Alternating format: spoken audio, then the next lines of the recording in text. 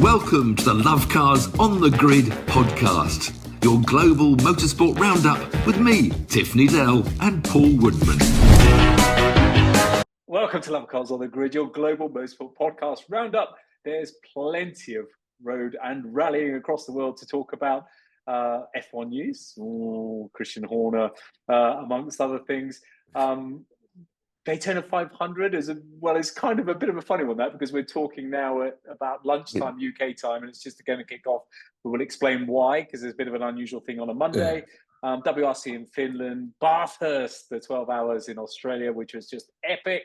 Then some single season stuff with some young drivers, and the beach buggies were having fun in Saudi Arabia. But first, we're going to kick off. Sorry, Tiff, I haven't even given you a breath of air to talk about, but I'm going to kick off first about the launch of On The Road on Prime Video, on Amazon Prime Video, because I was going to say, before we go to other news, we've had a wonderful week of Lovecars on the road, hitting the world, going global, and then all of a sudden everyone's tweeting, it won't work.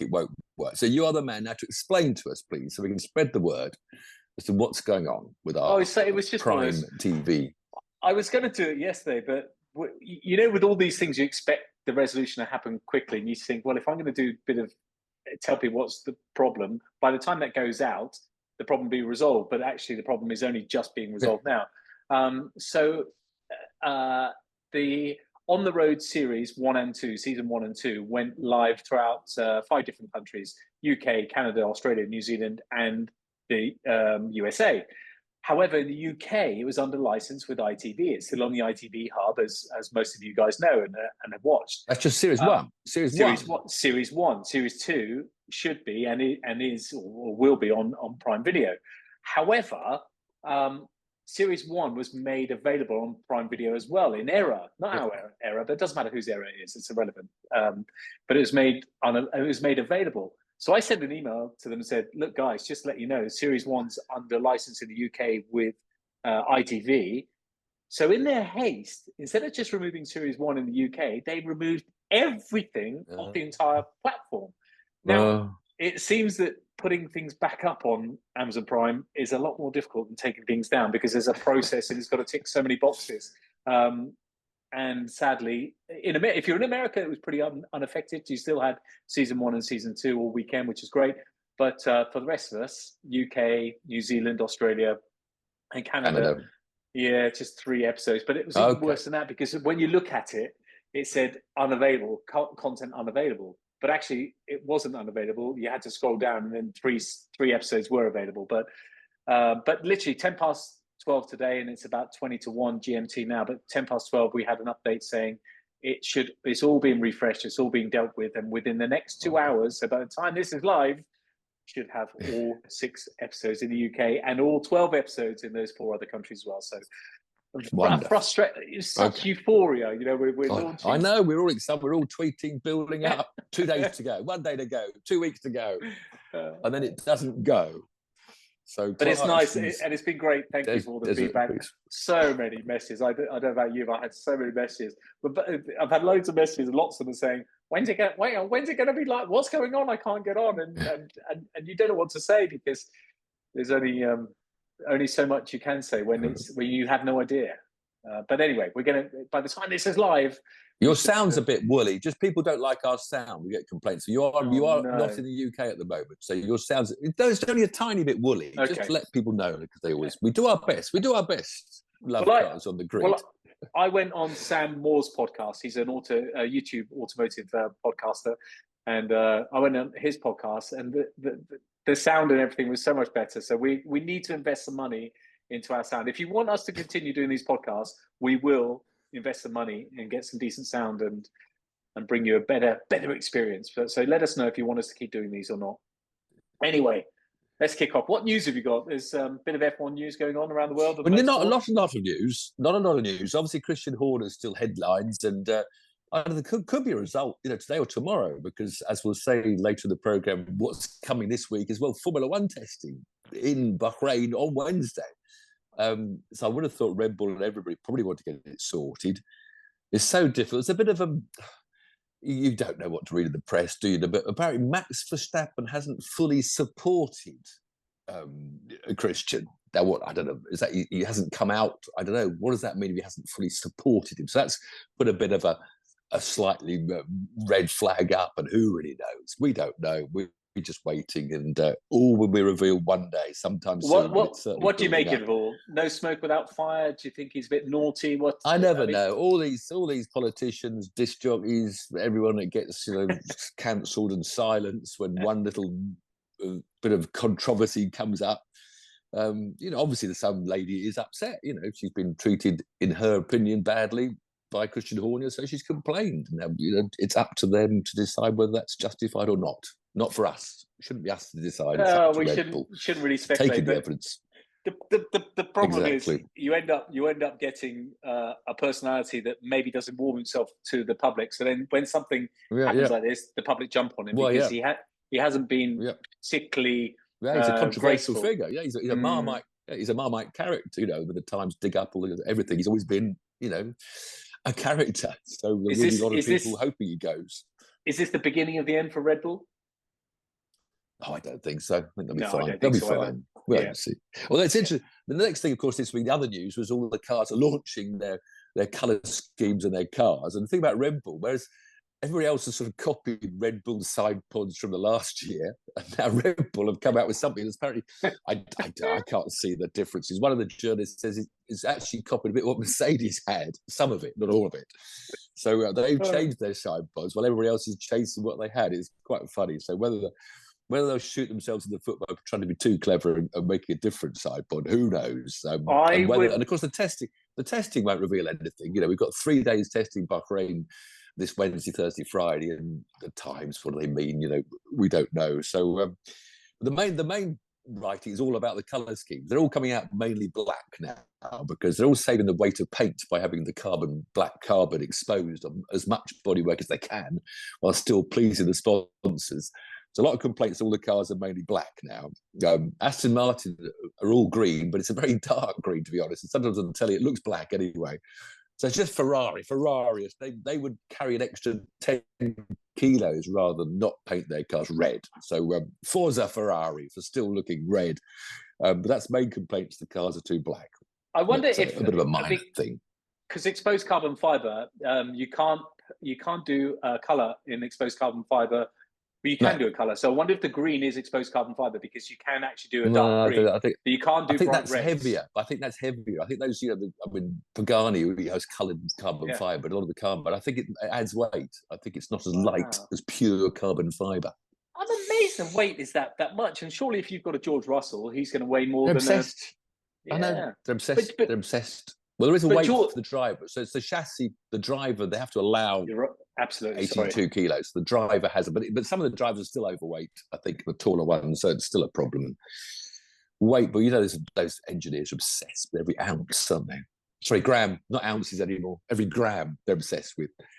So that goes on. So they'll all be up the track, purring around and not telling us anything real until we get to the first race.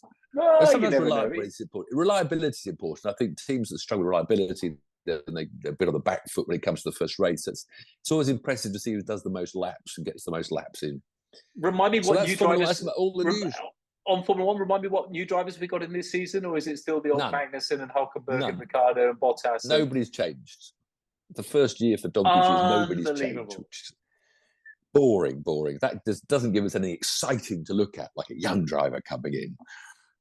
So that's it, really. Off in the world of motorsport, we'd love to be in America. I'd love to be talking about the Daytona 500, the most fantastic race that kept me up until midnight last night watching them all. But it rained all day long. And luckily, they have this Monday. They've got all NASCAR and IndyCar. Usually have Monday booked in as a backup. And so I think it's raining about midday. It's probably still raining now, but it's at 9 p.m. UK time. I think they should be going green for the Daytona 500. There's also, of course, they've got the Xfinity race today. So they've got 2 races in a day instead of just the one. So if you have hung around in Daytona Beach, you're going to get the Xfinity race as well, where a lot of interest is in Shane Van Gisbergen making his Infinity debut, of course, the Australian Super Touring champ. So I'm looking forward to tonight. I presume it'll still be available on the TV sets of, Viaplay we have in the UK, as long as they've switched their programming. So I've still got the beers in the fridge. So I'll be looking forward to the Daytona 500 this evening. You've raced there, Tiff? No, I've raced the 24-hour race, which obviously uses the infield Daytona, as well as the banking. Yeah, so but we've been out watching the Daytona 500 with the guests of Motor Passion. And luckily, we didn't have a tour this year with Motor Passion. Otherwise, we'd be consoling our clients, which did happen to us about 5 years. It's so rare that it rains. But funnily enough, with climate change, I have noticed, if you want to talk about affecting our planet, whatever's causing it, that there is more rain, coming these NASCAR races. I watch one a week, and then IndyCar races. There are more being hit by rain showers that have stopped the racing. Because I mean, this has only happened about twice in Daytona in the 50 years it's been running. So it's a very rare occasion, but it happened about 4 years ago, and that's happened this year. So the rains are coming, but fortunately, the snows are still going to Sweden. Because whereas we're all reading about nobody's skiing this week because it's on grass. Finland, not Sweden. Yeah. Was it the Rally Finland? No, it's the Rally Sweden. No, you've got why do you tell me? Why do you say Finland in your notes? You're trying to confuse me. Made me look bad. Yes, you did. WRC went snow ploughing in Finland. Well, it's because a Finnish driver won it. Okay, I can't get it right all the time. I've got it cross-linked. So it's still rally. It was still snowing in Sweden. Scandinavia was snowing. In fact, it was snowing too much because the drivers. The problem was it was snowing during the event, and so the tracks disappeared overnight. And the guys up front, which included Elfyn Evans on the first day and the second day, were struggling terribly because there was snow ploughing. It's like gravel clearing. It's always a problem. Well, Rally Championship, there is a big advantage sometimes of starting down the field, and a big advantage occasionally of starting at the front if it's a tarmac rally. But the snow was terrible, so there were no marks. The same guys coming second and third, there's no lines because they rely very much on the snow of seeing those suddenly deep imprint where people have braked. So the braking point is often visible because when they hit the brakes, they dig a deeper rut. I never thought see about that coming. And it was also foggy as well. It was a really, really tricky conditions on the first day. So that braking works the same as when I'm following you and I see the lockup marks on the track. The lockup side. But only 8 runners in the manufacturers again this year. Still worried about that for rallying. 3 Toyotas, 3 Hyundai, and the 2 Fords. But on day one, we lost the current world champion and a former world champion, both Kalle Rovanperä, making his occasional outing, reigning world champion, didn't do Monte Carlo, so he's only doing selected events. He hit the snowbanks on the Friday. So did Ott Tänak, former champion in his Hyundai. So they were running well behind the field for the rest of the rally. So that was 2 out on day one. And at the end of day one, in fact, it was Takamoto Katsuta, who's Elfyn Evans' Toyota teammate now, who was running further down the field, had good grip or better grip than the others. So he was leading towards the end of Friday, but then the backup Hyundai man, Eska Pakalappi, the Finnish driver, who's doing occasional rides for Hyundai this year, he gradually caught up with Katsuta and took the lead on the Friday night. So exciting battle up front. Elfyn Evans dropped further and further away because he was stuck running up front, especially when Tänak had gone. Snow ploughing his way through. Thierry Neuville had engine troubles, dropped back. So it was pretty much becoming a two-horse race as early as the Friday of a 4-day event. And in fact, Katsuta then was being pressured by Lappi. Lappi got past him. It was quite a good battle. And then poor old Taku put himself off into the sandbanks on Saturday. And then it was just a cruise home for Eska Pakalappi to take his second ever World Championship win. So it's frustrating, when you don't have much of a competition for 2 days, it sort of takes the sting out. You all get excited on day one and it's all so close, which is why they've introduced this new point system. So, and I cannot be bothered to work out, you're the points man, blooming hell, because Elfyn Evans, who finished second, got more points than Eska Pakalappi. Because he scored better on the day two. I don't know. There's power stage points. There's points for each day. And it's a nightmare as far as I'm concerned. I can't be bothered to work it out. I should wait for someone else to give me the championship leader. So Elfyn had a good comeback on the Sunday when he was running with better conditions. And he battled back. And in fact, he overtook a really good run good for Fords because they've had a bad time. They haven't got the money the others have. But Adrien Fourmeau was running third in these Ford, had a really good run. Of course, he started lower down on the first 2 days, had better road conditions. Yeah. But Elfyn finally tracked him down on the Sunday to take third place off him, second off him.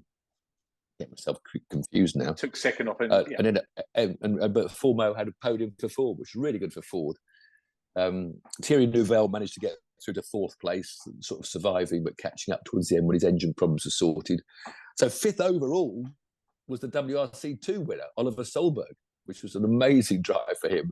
And one thing, I think on Friday night, he was third overall because all the front runners were leading the World Rally cars who had the worst conditions. He was coming along ninth on the road in his little WRC2 car with narrower tyres and you don't need that much power in those sort of conditions, with the snow and the grip. An amazing rally. I mean, he had his WRC manufacturers drive 2 years ago and sort of had too many crashes and fell back again. He's very young, but I mean, he's a huge talent. So he was fifth overall in the World Rally. So spectacular photos as usual, always amazing. But I mean, frustrating when they go in those sandbanks. When they're in the sandbanks, you can't get out for 4 or 5 minutes if you're lucky. They bury themselves, and that was the end of poor old Suter's star moment. But it's interesting, Eska Pakalappi. I like the name. How are we getting? Hang on. We're in Sweden. How are we getting sandbanks in Sweden? Snowbanks. I said, did I say sand? Oh, I'm cracking up now, big time. I was thinking about the snowbanks. I was thinking about Le Mans and stuff. I mean, Lapp is one of these drivers that he won the Finnish rally. It was the Finnish rally in 2017. So he won his home rally 7 years ago. Hasn't won since. He's always been on the edge of manufacturers. He comes and gets a full season and then he's sort of dropped. And I looked, 2020, 21 and 22, we didn't have a ride at all. Just a few odd rallies, no permanent ride. He got a Toyota ride last year, had 4 pole positions, podium positions. And, he's been struggling to get this drive permanent. And now he's back to being a part-time with Hyundai because they've employed Ott Tanak, who was at Ford. So he's been pushed back out again of a regular drive. So he's sharing a Hyundai, the third Hyundai for most of the year. So a great rally for him. So spectacular stuff, good stuff in Sweden, in the snow, won by a Finnish driver, ahead of Elfyn Evans, Welsh driver, ahead of the French driver in a Ford. So 3 different manufacturers on the podium. The best, and 3 different nationalities. Who is the best rally driver of all time? Ooh. Well, you'd always go Colin McRae, really, wouldn't you? I think hard to beat Colin. I mean, the trouble is the Sebastians won all the championships. Was it about 13 years on the trot? Sebastian won the rally championship. Sebastian Loeb and Sebastian Ogier. So you've got the outlandish McRae for his style and spectacle, but the 2 French Sebastians as the sort of monotone rally winners, and they're never as spectacular as McRae. But then you go back to Roger Clark, it depends how far you go back. I don't know my rally history that well.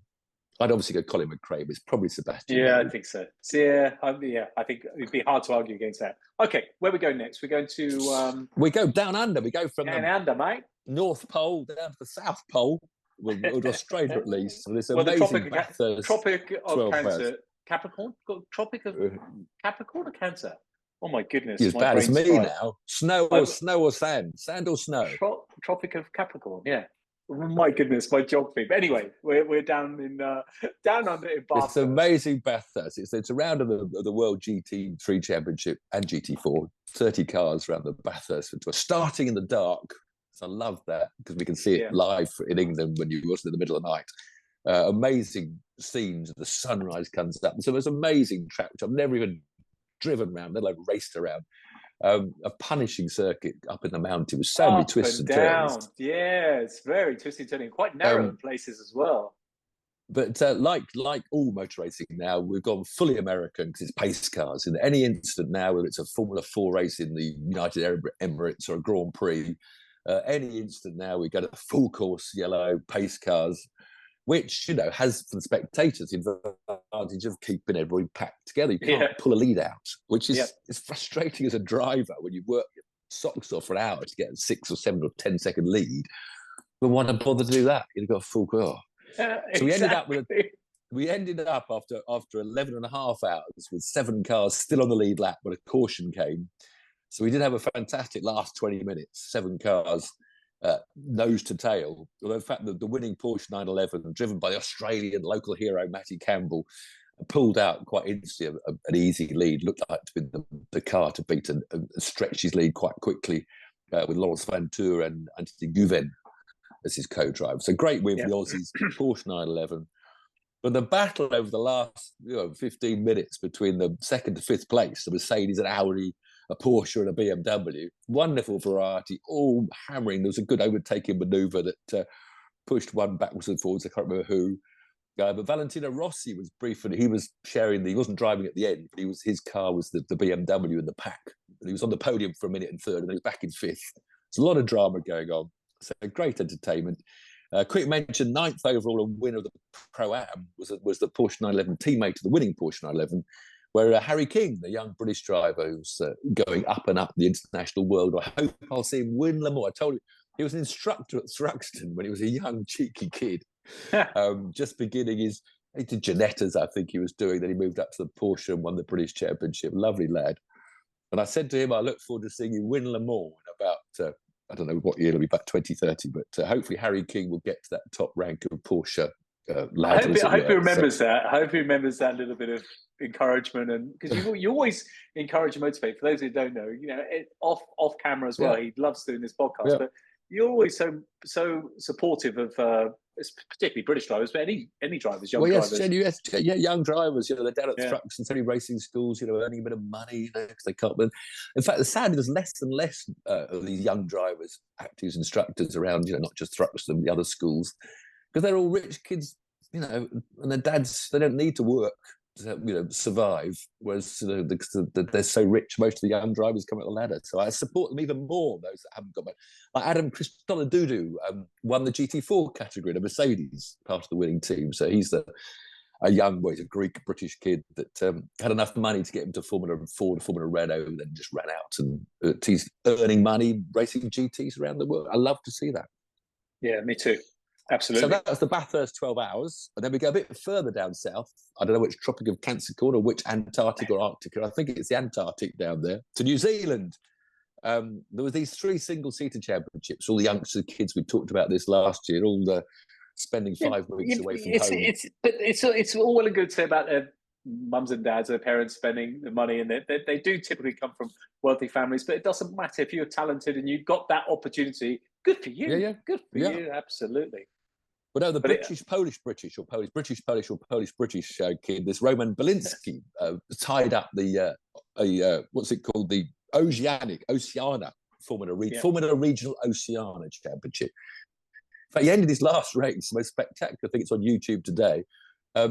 He was running fourth, I think, and the guy in front of him, was running fifth, in fact. The guy in front of him hit the wall. There was a wall on the exit of the last corner before the checkered flag. The guy in front of him hits the wall, which virtually brings him to a standstill. And Roman was right behind him, nowhere to go, goes over the top of him, takes the checkered flag. I don't think he needed the points to win the championship, but he literally took the checkered flag in the air, having got over the back of the car in front of him that had hit the wall. Wow, I didn't know. It's interesting. Yeah, it's on YouTube now. But this Roman Belinsky, I talked about him in our last podcast, saying that he hadn't done much in Britain at all. He was 21st overall doing Formula Regional Europe last year. Now, he was young then. He is getting older. He's 18 now. And all of a sudden, he's gone down to Australia, New Zealand, surprised everybody on winning this championship. He's moving up to stay another year in Formula Regional next year. So it'll be fascinating to see how he fares when he's back amongst, how good was that series? You don't really know the competition, how good the opponents were. So he'll be back in Formula Regional Europe, where he will meet the winner of the Formula Regional Middle East, Tuukka Tappanen. So Tuukka Tappanen that won the Formula 4 championship. He's a Ferrari Academy boy. He is Finnish, get these all right, Finnish, Swedish. He's got 2 U's and 2 K's in his Tuukka, by the way. You can't just say Tucker. It's 2 UUKKA. Really talented kid. So he won the Formula Regional Middle East, but he's doing Formula Regional Europe. But he looks exceptional, doesn't he? He looks a real talent. But maybe Belinsky, now he's got more talent, more skill. Maybe he'll surprise everybody. I tell you what is surprising. Second, Finland, for being such a small country, they don't half bomb out some good, talented drivers. Grow up on ice, don't they? Grow up on ice. There's no doubt about rally drivers. They grow up driving on ice. Yeah, but anyway, Tuukka beat the British driver. Taylor Barnard came second in the Formula Regional Middle East. He's going Formula 2. He got the last Formula 2 spot, not with the best of the teams, but whereas Tuukka's with with the famous Prema mob, so he's got the best chassis. And the third of the championships that finished was the Formula 4 UAE, where the British driver, Freddie Slater, much touted, highly rated youngster that dominated Ginettas last year. He took the championship. He's doing Italian Formula 4 next year with Prema. So there's a name to shout out team. for. Yep. And of course, that Formula 4 UAE championship was where Dorian Pound, this French girl, which we've been talking about as maybe she could, she didn't actually do the last 2 rounds last week. I don't know why. She missed them out. She finished 10th of the points in the end. She had 1 win, but this is the trouble. You can get excited about Dorian, but there's Freddie Slater, 16-year-old, beating all the races, not by much. When you move up the ladder, this is where it gets so hard. You just can't jump up. Because Freddie Slater one day is going to meet Tuka Tappen and they're going to meet all the others from different single-seater series. So the talent gets tougher and tougher every step you go up. Yeah, but they're going to get better and better as well. They're young. I hope Dorian I know. rises to the occasion. Good for her. The win wasn't the ideal win because it was only after that she was awarded the win. She didn't cross a checkered flag first, but still. Well, she had pole position, 37 cars. She had pole position in the race, which she won. Yeah. Talk us through some single-seater commentary with these young lads. I saw a bit on Twitter with you, and there's been a divided opinion on that. I went a bit strong because there's a shouty commentator. I forget his name, Jake, not Jake. Well, I do apologise. Maybe I shouldn't have gone big on Twitter and said, it was the worst commentary, but he does shout too much. I like to watch these youngsters. He's a brilliant commentator and he's very knowledgeable. If he just back him down a bit. We did get very, very excited. I get excitable, but he made me look like I was totally chilled. So, but it's the whole thing in commentary in general. I think the trouble is, I think the producers are telling them to be excited. Sometimes they're encouraged to do it but I don't know. It's the modern world, and maybe I'm all past it. But I can't watch that. I can't relax and enjoy the racing if there's just a constant shout going on. That's my opinion. But my opinion was supported a lot. But I shouldn't go and say it was the worst commentary. But it was pretty. Murray Walker, probably the most famous British commentator ever. He's the motorsport commentator. He shouted, but he did it in a nice way. And he let the cars do the talking. Occasionally. But the trouble is now it seems to be you hit volume 11 as they leave the grid, and you stay at volume 11 throughout the whole thing. So you're running out of voice and effort. When it does get exciting, you've got to be screamy. And you're trying to make something exciting the whole way through, as you just said, actually it's lots of races aren't that exciting. Moments of excitement, and they should be applauded. But okay, so where are we going to move from here? We've gone down to New Zealand. We've gone back to the Middle East. We came from New Zealand back to the Middle East for those other 2 championships. And then we go to Saudi to finish off the motorsport of the weekend. And actually, you'll be surprised by this. I quite enjoyed Extreme E on Saturday and Sunday. It was a simple course which kept them closer. So there was some quite good racing and overtaking manoeuvres going. It was a very wide desert with only a few, lines to take. It was actually some good racing. I had a bit of a chuckle. And we got Katie Munnings, this young girl from England. She was a rally driver. She started, has been racing in Extreme E since it started. She had some really strong races, which was good to see. And then we had this new team, really, because Lewis Hamilton's dropped out without any big reasons. They're all dropping out. All I know is there's not much. But the American team, Jimmy Johnson's picked up a team, which I don't know whose team it was. He's now taken over, whether it was Lewis's mob or a different team.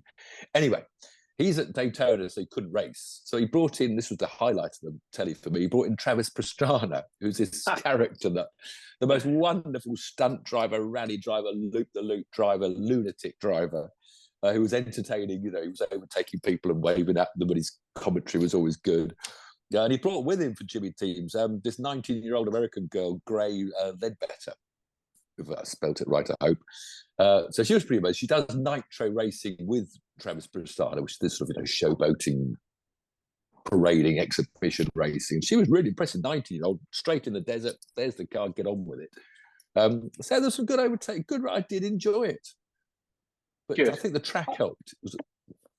I spoke to a head of PR for Extreme E, and they're a bit despondent with it just because they said it's not good for fans to watch, and they want, of course, as head of PR for a certain one of the teams, they want more people to watch it. And they said that often you go on the live feed and there'll be 250 people watching typically, on the live feed, and they said, if you imagine how many people, friends and family, that want to watch their own teams, that's not leaving a lot of scope for other people to be watching live. So it's a bit frustrating, I think, because nice to hear that you've got some positive feedback about it and it was an exciting race. But it's going Extreme H next year. They've got about 3 more Extreme E's just when they got it more competitive and reliable, because they had a lot of reliability problems when Extreme E started. And I can imagine Extreme H. Yeah. Talking reliability, just so you know, we're a reliable podcast, so the information here is accurate. The Tropic of Cancer is, of course, the northern territory. Tropic of Capricorn is southern, so southern hemisphere. Yeah, and what's that got to, I didn't even know where you were going. What's that got to do with Bathurst? Bathurst is very close. Above or below the tropic? It's very close to the Tropic of Capricorn. Is it yes. Below it or above it? Below. I'm not gonna commit to that. I'm sure it's below it. Tropic of Capricorn is right up the top of Australia, I'm sure. Tell me where Bathurst is, and I'll tell you whether it's north or south. Tropic of Capricorn goes through about 2/3 up of Australia. Australia. No, Bathurst is below that. It's not in the tropics. It's not a tropical race circuit, all right? It's just an imaginary line, Tiff. It doesn't really exist. It's not like this. It's an imaginary line. So it goes through Alice Springs, which is in the desert of Australia. So it's an imaginary line. And I think Bathurst, because my nephew's going to drive there next weekend with his father, and it's a 12-hour drive from north of Brisbane, Mooloolaba. So yes, so it must be north of the Tropic of Capricorn. No, now you're making it. I've just told you it's not. The 12-hour drive happens to be west, I think, not north. So you drive. Right, you might have a 12-hour drive, unless you know. Let's move on to next week. Next week. Well, this week, really. Meanwhile, I'm going to Google. First up, tomorrow, the MotoGP boys are out at testing at Qatar. Great interest. Can anyone catch the dominating Ducatis? Who knows? Can our boy and his KTM be a star? So testing, and of course, Formula One starts Wednesday, Thursday, Friday, and we'll try to understand something and learn something we probably won't. But on the weekend, great. What a way to start. The motorbike season kicks off with World Superbikes around the most amazing Phillip Island circuit in Australia, which is a fabulous track. And it's, the interest there is that Razgat Kyogo has switched from Suzuki to BMW, which hasn't won any races for a long time. Whereas Jonathan Ray has gone the other way, he's left. Who was he on? He was on that other mob. Anyway, he's gone to Suzuki, so he's changed teams. But they still both got to beat Alvaro Bautista from the factory Ducati, who's the reigning champion. So really good, really interesting to see the Superbikes this weekend. Yeah, will be. And NASCAR boys, if they've dried out and managed to, if it's not raining in Atlanta, they'll be doing the 1.5 mile oval at Atlanta next weekend. So of course, coming soon, like tonight, is the Daytona 500, baby. Yeah. I've got my beers. I hope they're Hawks home. So for those waiting in suspense about this geographical conundrum, Bathurst is south of the Tropic of Cancer. I told you. That's what I said. And the banks. You said it's north. I said the tropic is north of Bathurst. Right. And we've decided that in Sweden it's snowbanks and not sandbanks. And we decided the World Rally Championship was in Sweden and not Finland. Educational podcast. Thanks for joining. We'll see you next week. Don't forget to watch On the Road. It should be available by now. Season 2 in the UK, season 1 to America, Canada, Australia, and New Zealand. Enjoy, and we'll see you next week. Will we see you next week? Cheers. Are we back next week? Yes. I might be. What is it? Maybe not. Maybe not. Yes, we should be. There's not a lot happening, but it's what's happening. Yes, because we talk about the Superbikes and Formula One testing. Of course, we'll be coming back. We'll be back next week. See you next week. Thanks for joining. Chaos.